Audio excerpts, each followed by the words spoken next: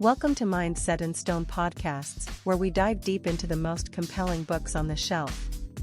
Join hosts Dave and Poppy as they uncover the stories, themes, and ideas that shape our understanding and inspire curiosity.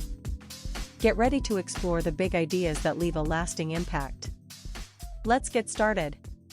You know that feeling, that sort of tug, Right. that little voice maybe in the back of your mind wondering if there's something more. Well, nearly 1 billion online searches for what is my purpose. Kind of tells you it's a pretty universal human thing, right? This longing. Absolutely. It's a huge question people are grappling with. So welcome to the deep dive.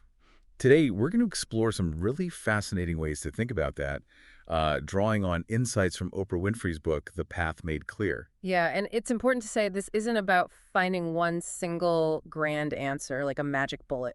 No, definitely not. Think of it more like we're, sifting through different bits of wisdom together, maybe helping you navigate your own journey a bit.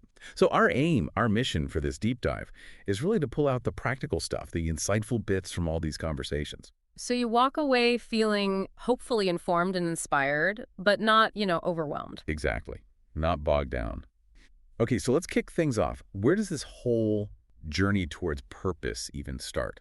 Oprah talks about these little initial nudges, the seeds. That's such a crucial starting point, I think. Recognizing purpose often isn't some sudden lightning strike. It starts small. Right. And Oprah's own story is a perfect example. Remember her time as a news anchor in Baltimore? Yeah, she talks about getting all this negative feedback. Wrong color, wrong size, too emotional, all that. Feeling like she just didn't fit. Exactly. But then when she moved over to hosting that local talk show, bam, something just clicked. An immediate energy surge, she said. Like, this is it. This feels right. That clear sense that it was more than a job, it was a calling. And that contrast between feeling drained and feeling truly alive, that's a huge indicator for anyone. Okay, so that's a big takeaway right there for you listening. Are you paying attention to what actually feeds your energy versus what just drains you day in, day out? Because that feeling, that being totally fueled, that could be one of those first seeds, trying to sprout. Yeah, trying to take root. And it connects really well with what Sue Monk Kidd says about life being this process of continual awakening. Oh, the seed, sprout, flower metaphor. Exactly. It's an unfolding. Purpose isn't some fixed point you arrive at. It's more like this ongoing journey of becoming, of growing. Which fits with what Pastor A.R. Bernard says too, right? Yeah. About purpose being dynamic. Spot on. He emphasizes that everyone has a purpose, but it's not static. It evolves as you evolve, as your gifts and abilities change throughout life. So it's not about hitting some specific target by age 30 or 40 or whatever. Not at all. It's more about how you apply who you are, your essence, in the different seasons of your life. So maybe you're listening and thinking, have I maybe limited my idea of purpose to just one thing, one big goal? That's a great question to ask. And Elizabeth Gilbert adds another important layer here, especially for anyone, who's maybe been trained or conditioned to always put others first. Right, the people pleasers among us. Yeah. She really encourages you to ask, what truly serves me? What do I need? It's about giving yourself permission, really. Permission to explore your own desires. And to take ownership of your own path, even if it feels unfamiliar at first. That word ownership feels really important here. So, okay, we have these initial seeds. Then we start seeing the roots emerge, like our essential nature. James Hillman's idea, the oak within the acorn. What's that about? Think of it as like an inherent blueprint, the unique potential that's already inside each of us right from the start. Like it's already there, waiting. Exactly. And Oprah links this so well to her own life, her lifelong love of teaching, even as a little kid, playing school. She felt that was her core thing, her taproot, she calls it. And that definition she uses for luck, preparation, meeting opportunity, it highlights how important it is to actually cultivate those natural inclinations, to be prepared when the chance arises. So those things you were obsessed with as a kid, maybe things you dismissed as silly, they might actually be really significant clues. They absolutely could be. Look at Nate Berkus, obsessed with how spaces felt and looked, even when he was sharing a tiny bedroom. Yeah, that screams designer calling, doesn't it? Totally. So think about it. What overlooked childhood passions might be whispering something important to you right now? It's worth pondering. And Brian Grazer's story adds another dimension. He wasn't a great student in the traditional sense. Right, but his grandmother saw something else. She valued his curiosity, his endless questions. That's key, isn't it? Recognizing and nurturing gifts that don't necessarily fit the standard mold, the usual academic boxes. Absolutely. Seeing value beyond just test scores or grades, it's about acknowledging different kinds of intelligence. Yeah. And you think about Lin-Manuel Miranda, right? That rich, imaginative life he had as a kid while his parents worked. It shows how our environment, even solitude, can shape our inner world, our creativity. hmm What kind of environment, internal or external, nurtured your early interests? That's another good question for reflection. It is. And Ellen DeGeneres, she talks about seeing things others didn't, noticing the spaces in between. And that directly fed into her comedy, right? Valuing her unique perspective. Yeah. And Tracy Morgan getting that early dose of humor from his dad. It shows how family, our immediate world, can really point us in a direction. Definitely. Then you have these really profound moments like Sister Joan Chittister at her father's funeral. Wow, yeah. Seeing the nuns. That image became this incredibly powerful catalyst for her calling, right there as a child. It wasn't logical, it wasn't planned, it was this deep, resonant knowing sparked by an emotional event. It shows how purpose can ignite in unexpected ways. It really does. And Reverend Ed Bacon, feeling that sense of unconditional love as a child, became the foundation for his entire life's message. It wasn't about a job title, it was a core truth guiding him. Right. And RuPaul Charles, understanding life as an illusion early on, and drag being what's left after you're born naked. That's such a powerful challenge to societal norms, isn't it? It speaks to that courage needed to define yourself authentically. So for anyone listening who's exploring their identity, maybe questioning those constructs, what illusions are you bumping up against? That act of questioning feels so vital. And look at Glennon Doyle sharing that incredibly raw 25 things you don't know about me list. Which she didn't expect to blow up. Not at all. But that vulnerability, sharing the messy, imperfect truth, it connected her deeply to herself and to others. It became a pathway. That vulnerability piece is huge. And Vice President Joe Biden, focusing his whole life not on specific jobs, but on the kind of man he wanted to be. Yeah, those character traits, courage, loyalty, using internal values as the fundamental roots guiding everything else, that's a different way to think about your path. It absolutely is. Okay, so we've got the seeds, those first inklings, and the roots or essential nature. Now let's tune into the whispers, that inner guidance, which can be pretty subtle sometimes. It really can be. Oprah describes passion as speaking through our feelings, like a gentle nudge towards what's truly right for us, our highest good. And the contrast she makes with something uncontrollable, like the Montecito mudslides. Right. Some things are genuinely out of our hands. But many of our personal struggles, like being stuck in a job you hate or a relationship that isn't working, often there were whispers along the way, weren't there? Those little intuitive nudges we might have ignored or tried to rationalize. Oh, definitely. That ding-ding feeling she talks about when you're out of alignment, that internal alarm. Yeah. It's so easy to just push that down, isn't it? With logic or shoulds or what other people expect. Totally. And her reminder that every moment is a gift, it's precious. Those whispers are basically invitations to get back on track, to honor who you really are. And Danny Shapiro talking about restlessness, right? That persistent feeling that something's just off. That's such a common experience. That underlying unease, it can be a really powerful wake-up call, prompting you to look deeper. Yeah. And Caroline Myss calls it the intuitive voice or conscience.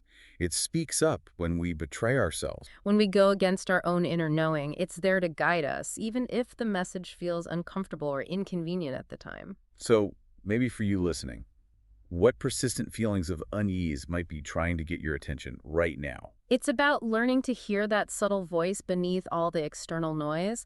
And Miss also makes a great point about surrender. Which sounds passive, but isn't really. Not the way she means it. It's about giving your absolute all, doing everything you can, and then letting go of needing a specific outcome. Trusting the process. That can be incredibly freeing. Letting go of that rigid attachment. Yeah, that's tough, but freeing. And Adyashanti goes even deeper. He suggests that sometimes our lives become this constant effort to compensate for not really knowing who we are at our core. Wow. So chasing external things. To fill an inner void. He argues that true fulfillment doesn't come from getting more stuff or validation, but from realizing the truth of your own being, who you already are. That's profound.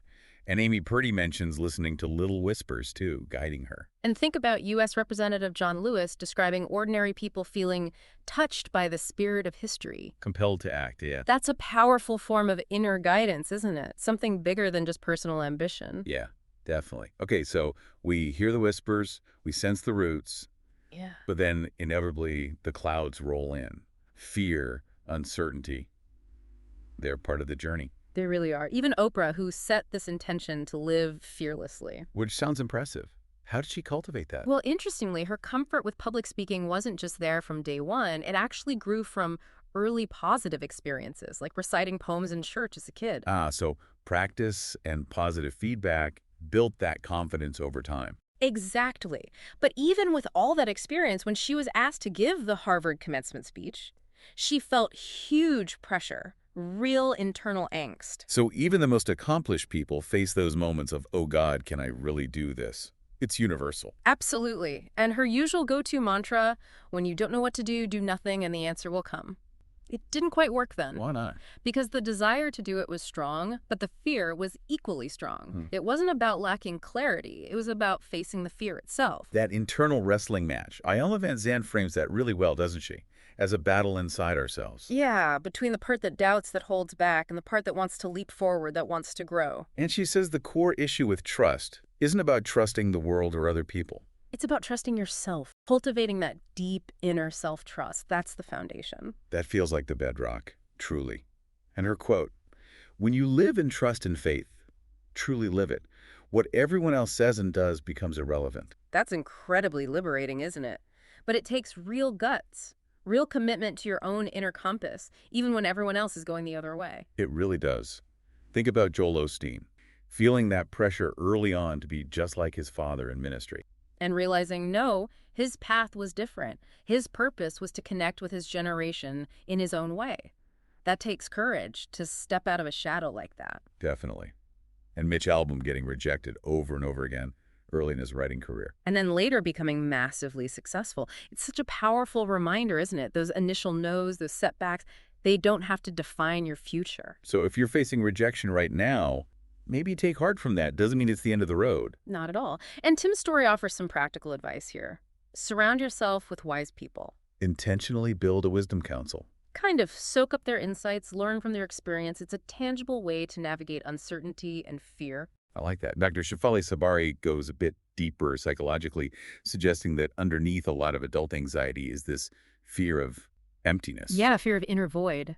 But she argues that fear is actually masking something huge, the vast expanse of their spirit, their true potential. So the fear is like a cover. In a way, and Caroline Myss offers some comfort for those feeling really lost or in despair.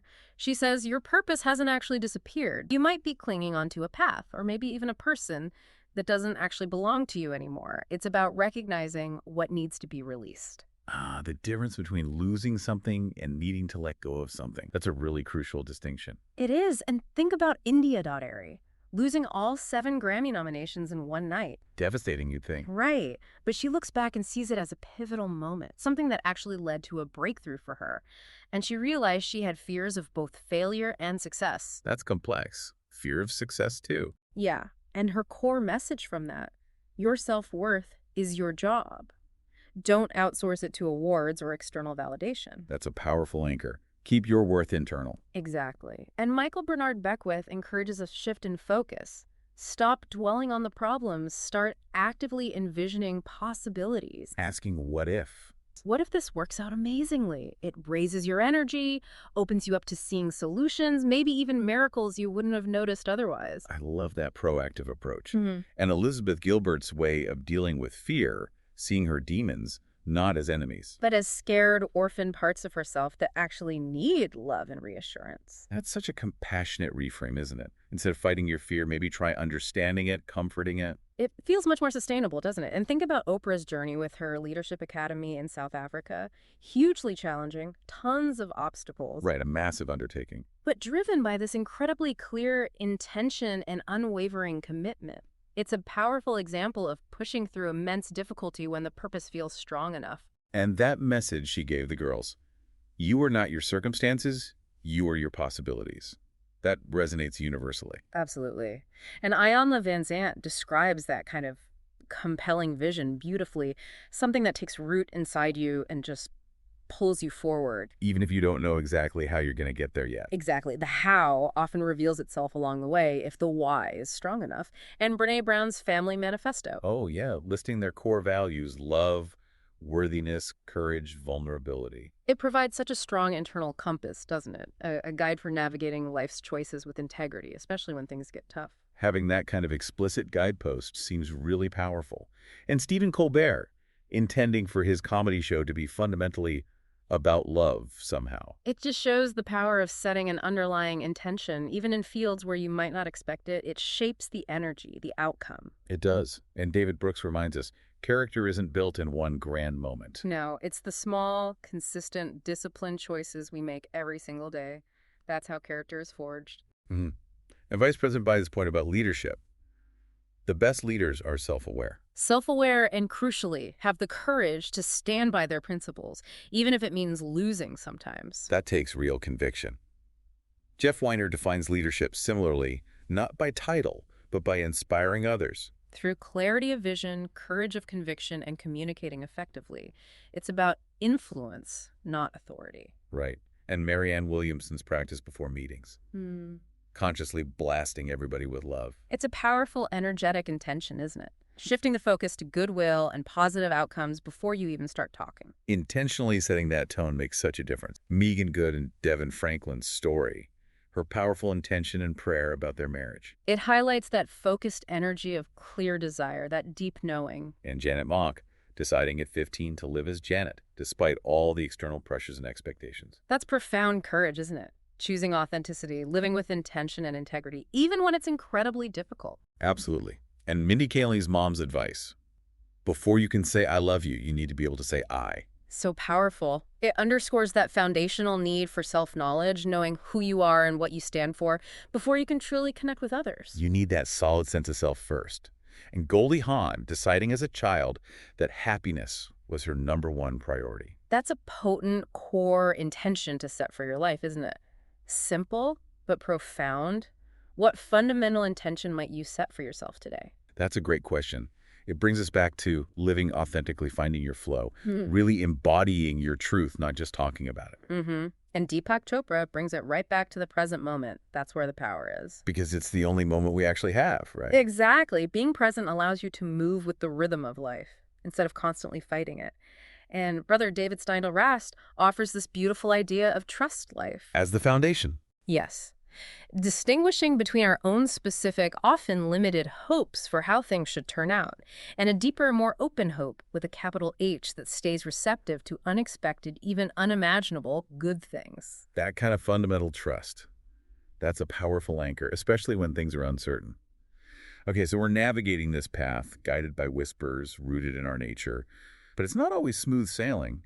There's often the climb. Yeah, Oprah puts it perfectly. The view from the bottom always makes the mountain look easier than it is. So true. And the story behind that classic song, Ain't No Mountain High Enough. It's fascinating. We all hear it as this ultimate love song, right? But Nick Ashford originally wrote it about his own determination to make it as a songwriter in New York. No way. So it was about climbing his mountain, pursuing his dream. Exactly. That original grit and determination resonates with anyone facing a big challenge. That adds a whole new layer to the song. And Oprah calling her difficult time building the O2N network My Kilimanjaro. And feeling that embarrassment from the negative press. It's so relatable when you pour your heart into something and face public criticism or failure. Definitely. But that shift she had, that moment in the shower, deciding to see it not as a struggle, but as a privilege. That's the key, isn't it? Reframing. The power of changing your perspective on the challenge. And the lesson becomes fail up. Fail up, meaning? Meaning see the setbacks not as dead ends, but as detours.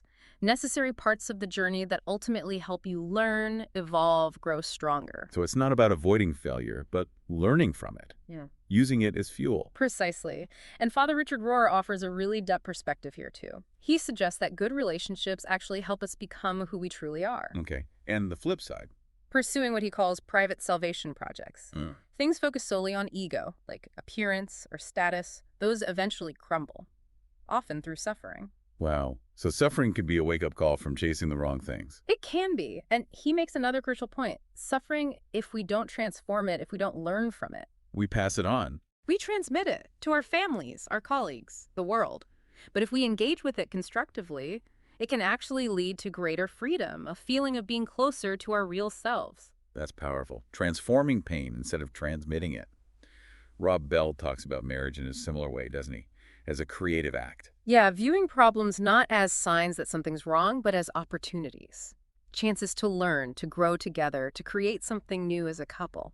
So how could you, listening right now, start viewing a current challenge in your relationship not as a roadblock, but as a potential pathway for growth? That shift is huge. Sure. And Alanis Morissette is so candid about fame, right? Realizing it didn't magically fix her loneliness or heal her past wounds. That common illusion, I'll be happy when I achieve X or Y. Exactly. She points out how often we live chasing a future happiness that might never arrive in the way we expect. Her big lesson was learning to be comfortable with pain. Not liking it, but accepting it. Accepting it as information, a signal.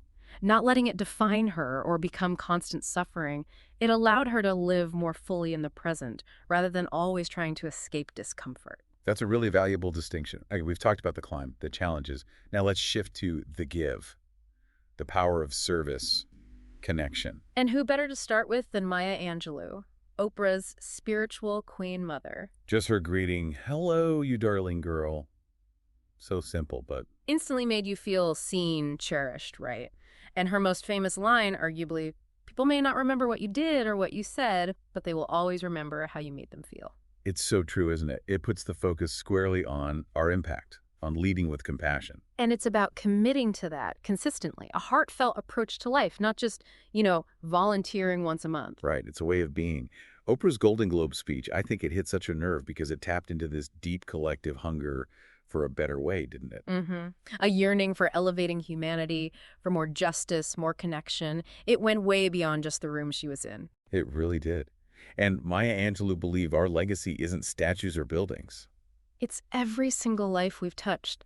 That perspective really makes you think, doesn't it? How do you want to be remembered? And are your daily actions aligning with that? It's a powerful filter for decisions. Brian Stevenson offers another way to measure a meaningful life. Yeah, his metric. How many stones you catch.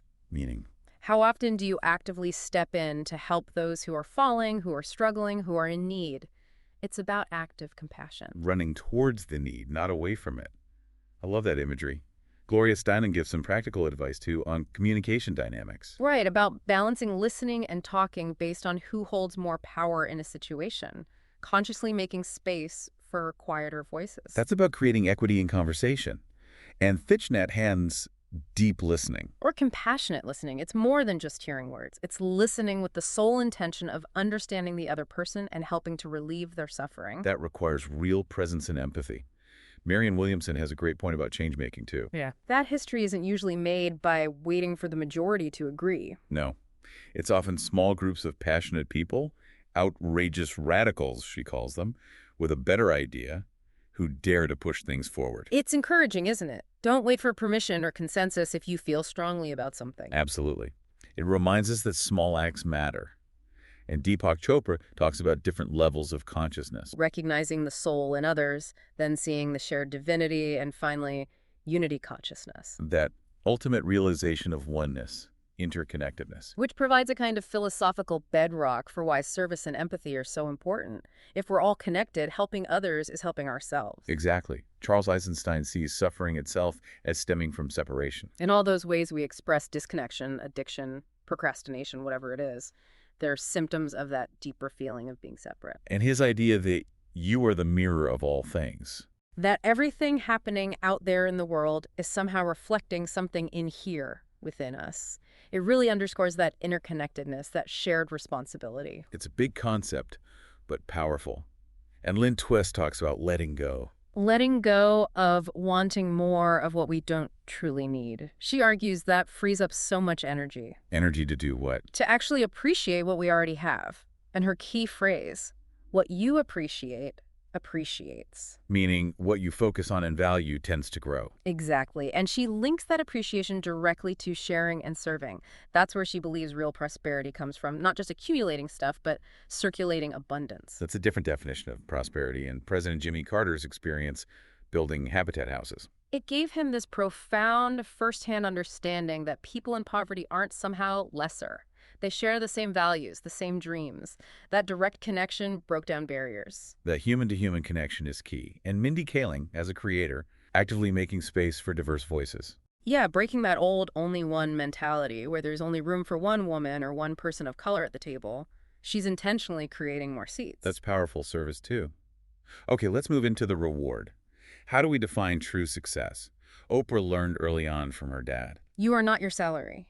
That core understanding meant financial success was never her only goal, or even her primary one.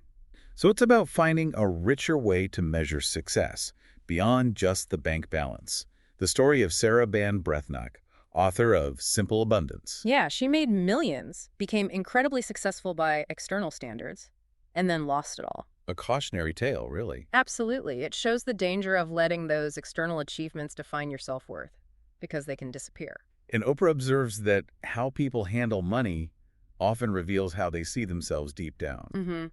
She suggests the real treasure isn't money itself, but who you are, your character, and what you share with the world. That's the lasting value. Like Cicely Tyson choosing roles. Her criteria wasn't the paycheck. No, it was whether the role tingled her skin, whether it felt meaningful, whether it could somehow enhance humanity. That's success defined by purpose and impact. That inner tingle as the guide. So powerful. Michael Singer points out something interesting about wanting. That constantly being in a state of wanting actually creates a feeling of not having. It keeps you focused on lack. So it paradoxically blocks the very thing you desire. In a sense, yes. And Lindquist echoes this, reminding us we're all inherently whole and complete. Regardless of our bank balance, our financial situation doesn't define our worth. We need to keep reminding ourselves of that. She talks about the silent power of money, too. How we unconsciously give it so much power, often more power than we give to human life, to relationships, to our own well-being, and that creates so much anxiety. And it stems from that myth of scarcity, right? That deep-seated, often unconscious belief that there's just not enough to go around. Exactly. And the antidote is cultivating a sense of sufficiency, recognizing the abundance that's already here, feeling whole within yourself. That not enough story is so pervasive, isn't it? Sarah Ban Breathnach, again, when her bestseller eventually fell off the charts. It taught her that success is cyclical. It comes and goes. And it reminded her that her original intention wasn't just to have a hit book, it was to connect with women's hearts. Returning to the original why, Jack Canfield talks about the deepest wound. Being rejected for who you authentically are, that feeling gets deep. So the healing comes from reconnecting with that true essence. And his Buddhist teacher's advice for meditation. So simple, yet so profound. Just be yourself, but be all of you. Wow. Not just the good parts, but all of it. Acceptance. Exactly. Stripping away the masks, the shoulds, and embracing the whole self.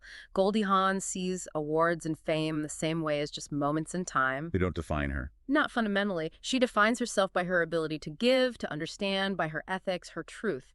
That's her internal measure of success. That internal compass again. And Jordan Peele, being conscious of not just chasing the success of his first huge hit, Get Out. Yeah, learning maybe from artists who got caught trying to replicate past glory, knowing when one chapter is done and it's time for something new. That takes self-awareness. Jeff Weiner reflects on failure, saying it humbles you. Deeply. It shows you how fleeting that traditional kind of success can be, and it helps you stop defining yourself solely by external metrics. Finding freedom in that detachment. Trevor Noah makes an interesting point about poverty. That sometimes when people are poor together, there's actually a stronger focus on human connection, on community, because that's the resource they rely on. An unexpected benefit of shared hardship, perhaps. And William Paul Young, who wrote The Shack, after losing everything financially. He came to this powerful realization. The opposite of more is enough. Just enough. Finding contentment in sufficiency. And he also learned not to always jump in and rescue people. Right. Because sometimes overcoming their own challenges is crucial for their growth. Rescuing them can actually interfere with that process. A tough but important lesson. Definitely. Okay, final chapter. Home. Recognizing what we already have, Oprah talks about books and films that shift perspective. Yeah, like her connection to Kill a Mockingbird, Scout Spirit, Atticus's integrity, how characters can embody values that resonate deeply. And her reading of The Wizard of Oz. Not just as a kid's story. No, as a profound spiritual teaching. Dorothy's journey on the yellow brick road is her path back to herself. The scarecrow, Tin Man, lion, they're like disempowered parts of her own psyche she needs to integrate. That's a fascinating take. And the big message from Linda. You've always had the power. And Dorothy's final realization, if I ever go looking for my heart's desire again, I won't look any further than my own backyard. Because if it isn't there, I never really lost it to begin with. Wow. It was inside her, or right there, all along. We spend so much time searching out there for things we already possess, don't we? We really do. Elizabeth Gilbert discovering she could totally take care of herself, emotionally, practically, that realization that she was her own safety net. That's finding home within yourself. That deep sense of self-reliance. Elizabeth Lesser's wish for everyone. Live each day from the marrow. Just savoring the richness, the essence of life moment by moment. Beautiful. And Jack Canfield suggests the ultimate life purpose is self-mastery. Mastery over your thoughts, emotions, reactions, because that can never be taken away from you, unlike money or possessions. That's true inner wealth. Yeah. Ellen DeGeneres finding that deep sense of being truly seen and understood in an equal relationship. That feeling of acceptance, of belonging, that's a powerful form of emotional home, too. It absolutely is. And Sean Akers' analogy, not just the half-empty, half-full glass. But the picture, seeing the abundance that's available when we shift our focus beyond that one limited view, life holds so much more. Recognizing the wider abundance. And Gary Zukav brings it home with a final reminder. That we already have everything we need for fulfillment. The problem isn't usually our circumstances. It's our judgment. Exactly. Judging our lives against some fantasy of how things should be, that's often the real source of dissatisfaction. Letting go of the shoulds. So we circle back to that image from the epilogue. The grieving mother, her son whispering, "Oh, Mom, it is all so simple." That's such a poignant reminder, isn't it? We tie ourselves in knots, overcomplicate things so much. We really do. So the question Oprah decided to ask herself daily seems like a perfect one for all of us. How am I making things more difficult than they need to be? And the answer to that question right there, that might just be the very next step on your path. Yeah. So just to wrap up, let's quickly recap some of the big takeaways from this deep dive. Okay. Purpose often starts small, like seeds pay attention to what energizes you. Your essential nature, your childhood passions, they hold clues to your calling.